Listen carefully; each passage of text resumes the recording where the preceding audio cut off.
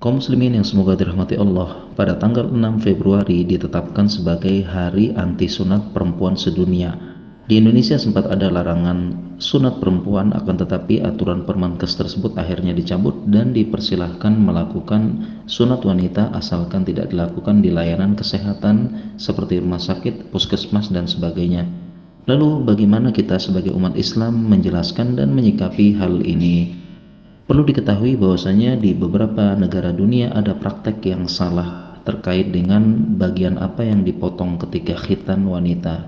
Ada yang memotong bagian labia minora seperti di beberapa negara Afrika, ada juga yang memotong bagian klitoralnya. Tentu ini praktek yang salah secara syariat dan berbahaya secara medis. Lalu apa yang dipotong? Kami punya tulisan terkait dengan hal ini beberapa tahun yang lalu. Kami tampilkan pendapat para ulama dan penjelasan secara medis. Secara medis yang dipotong adalah clitoral hood. Ya, ini ada ilmu anatominya, yaitu selaput di atas klitoral, dan itu pun tidak dipotong semua, hanya dipotong sebagian dan disisakan.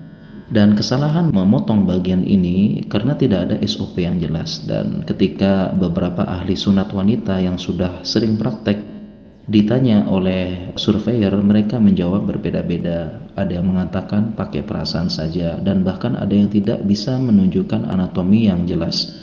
Tentu ini yang diperhatikan oleh teman-teman di bagian medis, dan tentu saja yang diperhatikan oleh teman-teman yang berkecimpung dalam dunia kesehatan. Maka solusinya adalah perlu dilakukan penelitian serius, kemudian mempelajari bagaimana prosedur yang benar tentang khitan wanita. Kalau perlu dilakukan survei di negara Jazirah Arab, bagaimana mereka melakukan sunat perempuan, dan dilakukan musyawarah duduk bersama dengan Kemenkes, mempresentasikan hasilnya, bahkan membuatkan SOP yang jelas tentang khitan wanita.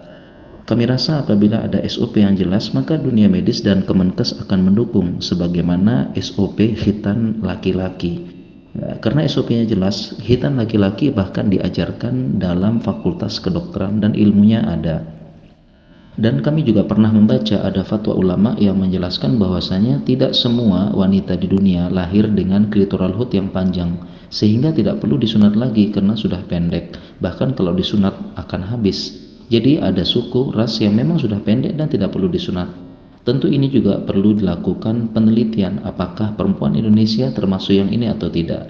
Dan fatwa ulama itu juga perlu diteliti, dan kami baru membaca teks Arabnya saja dan perlu melakukan penelitian untuk benar-benar mencek dari teks Arabnya.